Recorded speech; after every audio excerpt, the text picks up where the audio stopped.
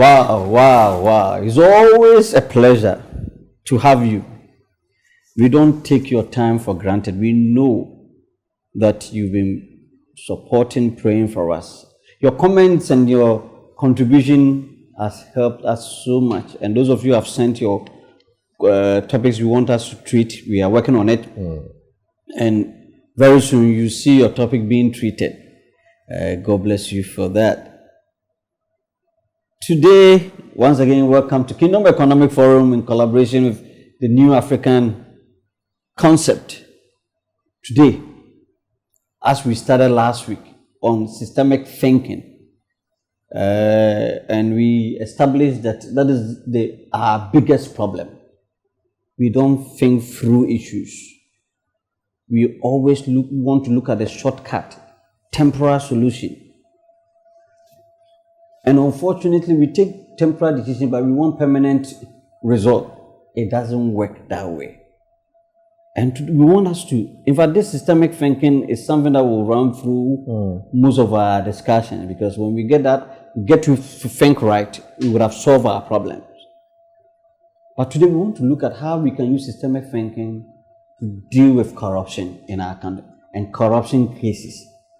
This government came in with this operation recover all loose, and it's as if things have died down. Looking at cases that are being run in our courts, if you are somebody with systemic thinking mindset, you realize that it's as if it has been set up to make it fail. Intentionally, the politicians intentionally are using the system, playing on our emotions. They are not thinking through the system correctly.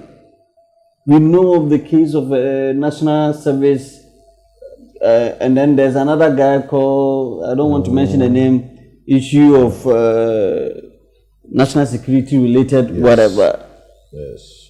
Where are we? We are people that we can think through issues, and we want to discuss it and come up with solution how we can deal with corruption if indeed we really want to solve our corruption problem. And they should remember that what is happening in Burkina Faso, our major solution is dealing with perceived and actual corruption cases in this country. Not the politician, you scratch my back, I scratch up. Some people, we are reliably informed. People who have done dubious deeds are paying their way out. They are paying investigators, they are paying politicians. It has become, if you are not prepared to pay, that's where they bring your case. I don't want to believe that, but I think that it seems to be so. And we want to say it as it is. We want to solve problems. And that is why we are here. We believe in Ghana. We believe that our president and those in power want to do the right thing. We want to help them to do so. So you mentioned about three things that in thinking systematically in our last episode, you need to have it. So maybe we can give a brief on that. So I think I remember we made mention of the end, the cause, and then the effect. And we were looking at the differences between the reactionary thinking and the systemic thinking. And then we said that for the reactionary, the end is not to solve it.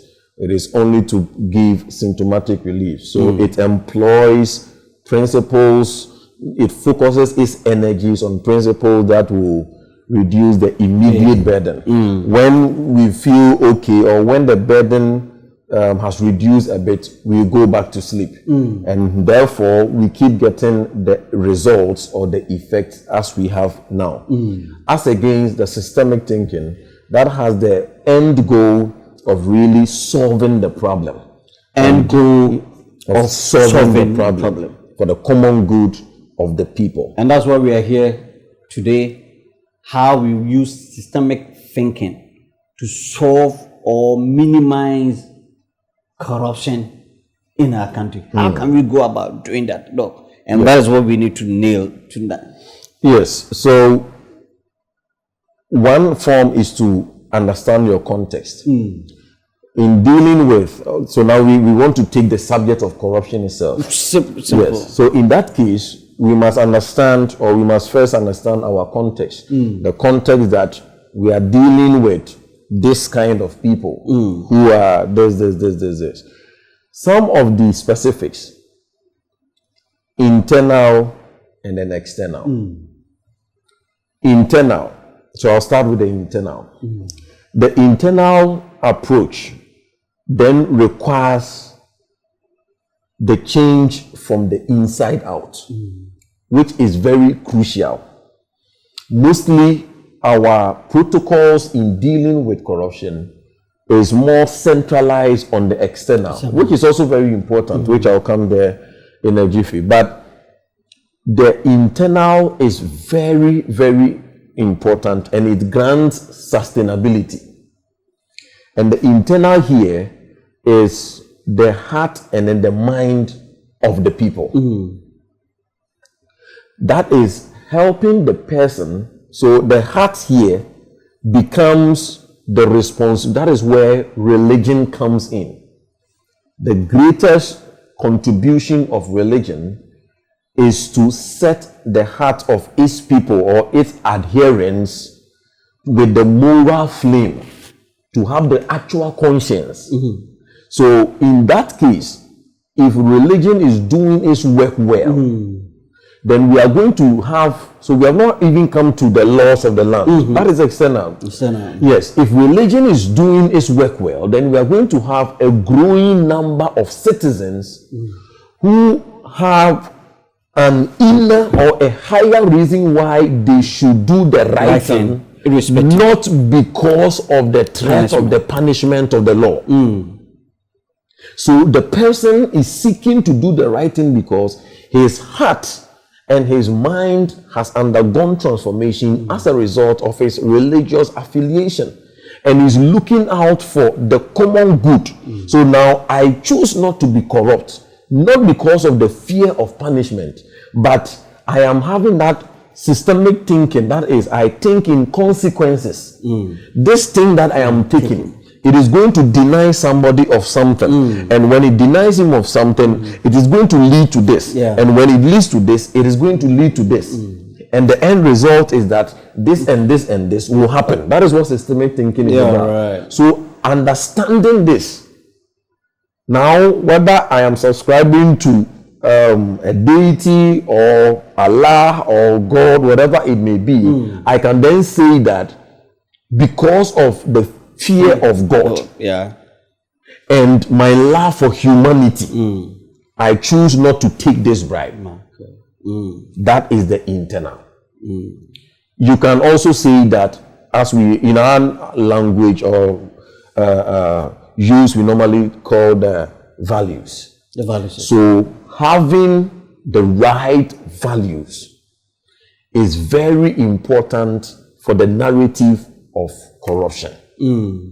And this must be rehearsed continuously, because the values we have, because the corruption itself is a multi-headed monster with various tributaries of contribution, of which we have the cultural contribution, we have the religious contribution, we have the political contribution, we have even the educational contribution. Because the cultural contribution, of course, that has to do with where we are coming from and where we are as people. The religious contribution is the fact that we hail corrupt people. So the young person who is coming he knows that this man is corrupt. But he has a higher place. He has a higher seat in the church. In the mosque. In the mosque. So the natural interpretation is that, these people, they are not concerned about virtues and values. How you get it, not. It is about the acquisition. Once you have it, even the church, we are going to hail you. And many others become the religious contribution. And then the political contribution. All these things already, as a people, because of our background, we are naturally reactionary. And now the kind and how we do religion is increasing the wounds of our reactionary approach. So things like maybe come and sow seed, and then you're going to get money in 3 days. I mean, a breakthrough is happening or is coming. Now, this breakthrough, even if it happens by miracle, because you don't have the principles of the capacity, it will become a curse. So even our religious disposition is raising quick fixes. That's it. People who want it fast rather than processes. You come to education and it is no different. That it is, our system has been engineered that use it to go and look for a job. That is all about education. And then now you come to politics, because we have a 4-year cycle. The person wants to do a whole lot of things within that 4 years. Certain things that require phases. You have to do 20 years. Over 20 years. He has to compress it to impress the people. That is populism. Yes, to win votes. Because he's thinking of how he can maintain power in the next 4 years. So all these then come to play. So when you put everything together, number one is that if we want to fight corruption in a comprehensive manner, then we should be deliberate in building anti-corrupt values.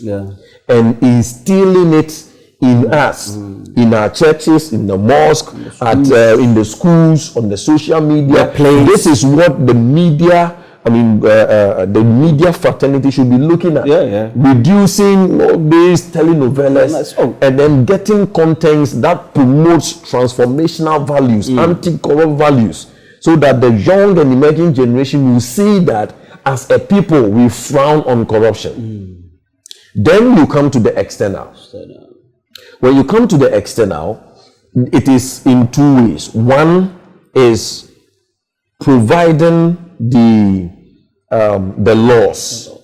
So the anti-corrupt laws that is enshrined in our constitution, and then any other bylaws or the acts of parliament, it should be clear in it. In fact, we have most of them. The only thing becomes is enforcement, implementation, and then the elites taking advantage. In our country, if you are poor and you take something, they will jail you immediately without a question. So if you are rich, you can go to the wrong hole. You can maneuver your way through. So that is where values really come in. So that we don't engineer our judicial system, we don't engineer our police system just to serve the political elite, or shall I say the economic gurus. That's what. But rather, freedom and justice, fairness will actually prevail. Fairness must prevail. Justice. For corruption, it is all part of it. And then the other side then becomes so the law goes. Even before the law, we have what we call the empowerment. So one is the internal, which is based on the values. Two, the enabling environment. So that is the empowerment I'm talking about. So that you should not just be in a haste to arrest people.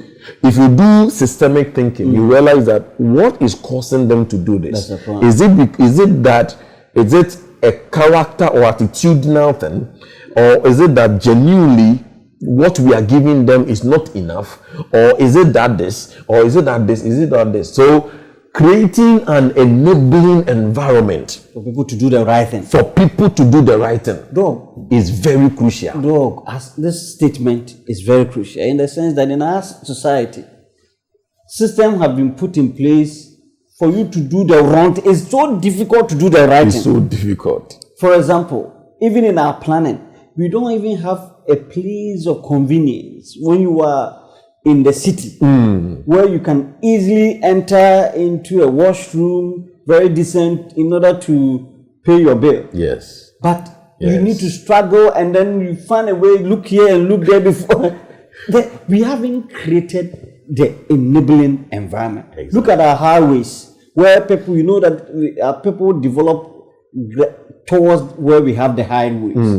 But when we are constructing the highways, we don't think of the fact that people have to cross to the other side. And we as if, well, the systemic thinking It's just has created mess for us not to do. In fact, it's become so difficult if you want to go to government entities looking for documents, looking to meet somebody. They put impediment on your way so that you have to oil the pathway. To grease it because it's too dry. It's too dry. Lord have mercy. It's too dry, and it's serious. I've always been saying that it is increasingly becoming very difficult to be a good citizen of Ghana. Yeah. Because the conditions available rather enables wrongdoing. True. And your quest to do the right thing, rather the system will rather punish you. You're right. For rather seeking to do the right thing. So That's with it. time, you also compromise. The police And then- meets you on the way, and okay, I'm at 4. Then instead of just taking your particulars and having a system to make sure that you go to the nearest police station. Yes, you want to frustrate you. And now those who are doing you wrong are doing it with impunity because they know how to grease. Yeah, so you just pay and then go. Pay and go. If you don't go, then you want to put in frustrating measures. Which because you maybe are going for a meeting and then. I wouldn't wait And the sad thing is other. If you're also a policeman and you've gone to the roadside, yes, it is expected that you have to come and make a sale to your to your superior. So if you want to do the right thing and you go empty-handed, next time you have opportunity. You know. So now, for you to even come to the road, I mean, you should be in a particular. It is almost like a favor. A favor. They're doing a favor. So if you come and then you come empty-handed, you are not fit to be in the office and then be typing the letters. Oh my God! So we want those who come on this. They say,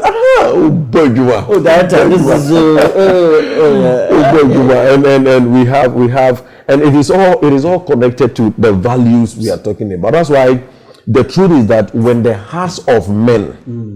When the hearts of men are not laid right, laws will become even useless. Right. Yeah, no. So at the end of the day, you will go on the brutal scale. And that is where now you reduce man to animalistic levels.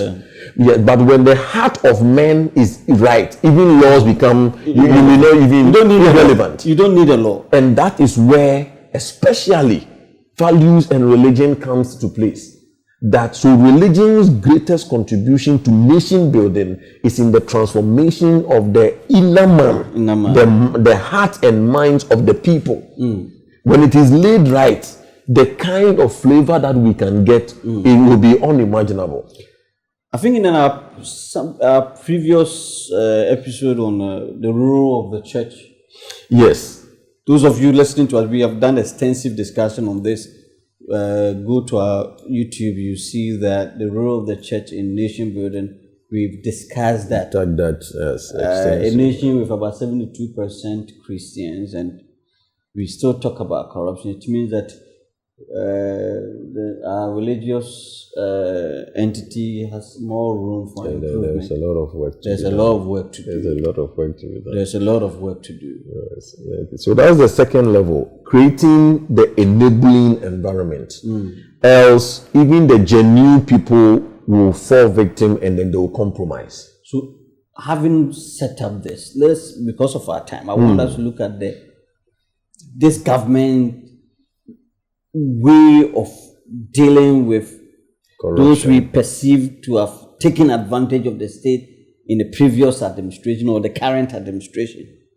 How can we use systemic thinking to follow up and make sure that they are doing the right thing? Because I perceived, I might be wrong, but I think that we are not there yet. We are just playing on our emotions. We are using short-term approaches to deal with corruption, which those who are corrupt have mastered. They know how to. Yes. They know how to jump. Is it the pole or whatever? Yeah. So how can let's educate? Yes. So with now, I think the previous government, the president came up with the OSP.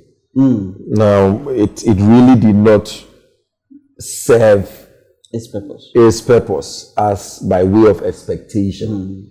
Now, this government also is having oral. It has started.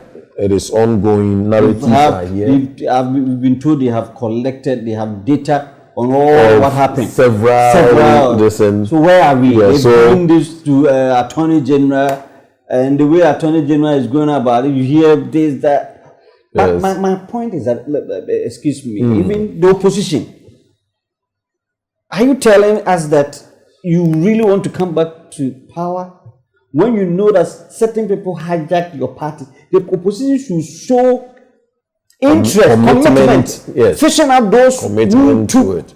advantage of their governance for them to go to opposition. If you ask me, that's the advice I will give to you. You should show commitment, giving information so that those who hijack, because we are saying this in the light of the fact that democracy is at risk.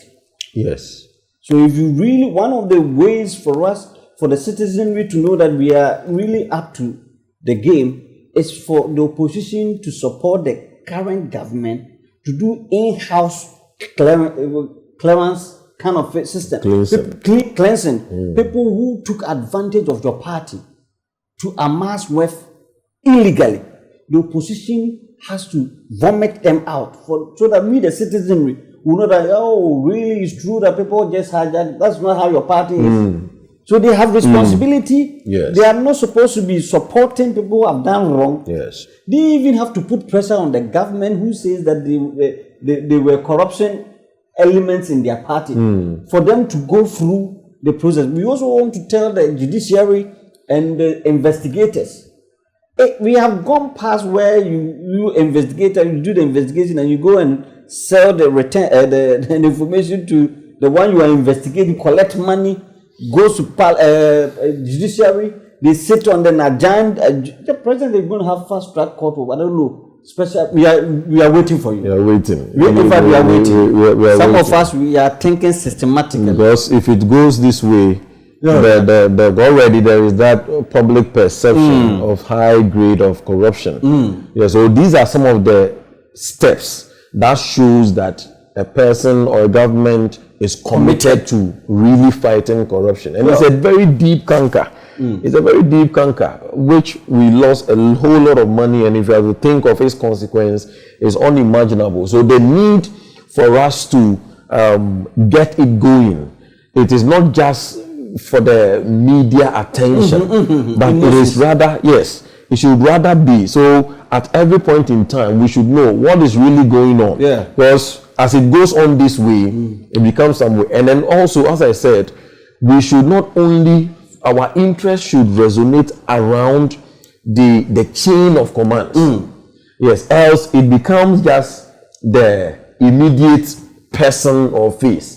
So like maybe this security person that we have been caught in the web, we should track that cascade. Yeah. The value chain. How was he able to do that if it is established as a tangible evidence? How was he able to do that? How was he able to skip certain processes? And then those people who were in charge, they should all, yes, what role did they play?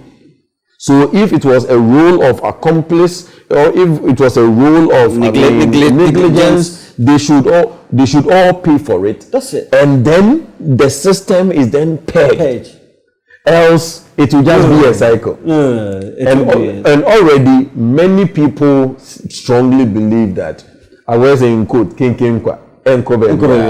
because so if these people are really prosecuted and then punished according to the law, that is when the confidence of the people is going to rise. That's the point. Yeah, because until then, because the show of going to court and things, it is like, this is not the first time. But if the government is able to prove or show to us that the law can now catch the big fishes, the big fishes, it is Because for it to catch the small fishes, it is not news. No, you don't need the government to catch the small. Oh yes, even the circuit court can handle the way the hand of the law is so strong and long when it comes to the small fishes. The small fishes. Wherever you are, you can easily grasp it. The problem has always been the big fishes. You see, the problem has always been the big fishes. We are building a nation, and Ghana first. We are not saying that those who haven't done anything wrong, we should go and terrorize them. That's not what we are looking for. We are saying that people we know, we have evidence that they have done something wrong, which is not good for this nation. We have to be seen to be doing the right thing. We should have a logical framework, systemic thinking of dealing with corruption. This emotional foot soldier pleasing strategy will not help us. Those who are persecuting, those who are investigating, the leaders in our society, chiefs, including myself, the pastors, imam. You know, our society is so interconnected to the extent that if they will come and beg, but we need to, if you want to beg, do the right thing. You can only beg when you are at wrong. When you are doing the right thing and somebody is, you beg when you're being accused. You come for your traditional leaders to support you when you are not at fault. But when you have done what is wrong, subject yourself. Many people have used their position to amass wealth, and unfortunately, we are praising them, we are hailing them in our society. We have responsibility. We should question the source of people's income. All of a sudden, riches. Yes. Why will we will start hailing people? We don't know their source of income. And we are quick to give them promotions and space and platforms. No. We need to ask questions in all the sectors. If you're a minister and you have come to meet somebody, your predecessor, doing something wrong, when you either not speaking about it or keep trying to prevent investigation to go on, you are on one. We know whatever is going on. We Ghana first. Ghana first. And the opposition party, I've said it, we need leaders who want to fight even within your own circle. Give those people who did not do the right thing, give them up for the sake of Ghana. Else, your party is at risk. I'm being honest with you. Yeah. Because of democracy, what is happening in Burkina Faso is a test case. And I know that the ORA will not end up becoming ORS. It has to deliver. Not that to chase people who have not done wrong, but for us to save the public purse and build the confidence of democracy in us. So, yes, I think our time is up. We want to end here. We're still waiting for your comments, your questions, and contribution. Go to the page, follow us until we come your way next week. This has been Kingdom Economic Forum, a forum designed to ask critical questions, forum designed to give solutions to problems in our society. We believe in Ghana first. If Ghana succeeds, all of us are succeeding. Let us do our best, become citizens who ask questions. And when we do that, Ghana will be like heaven. Jesus said when we pray, ask that your kingdom come on earth as it is in heaven. Let's bring heaven on earth so that our future generation, our young men and women, will not leave the four corners of our nation and go to places where they will not be regarded until we come your way next week. Bye-bye. God bless you.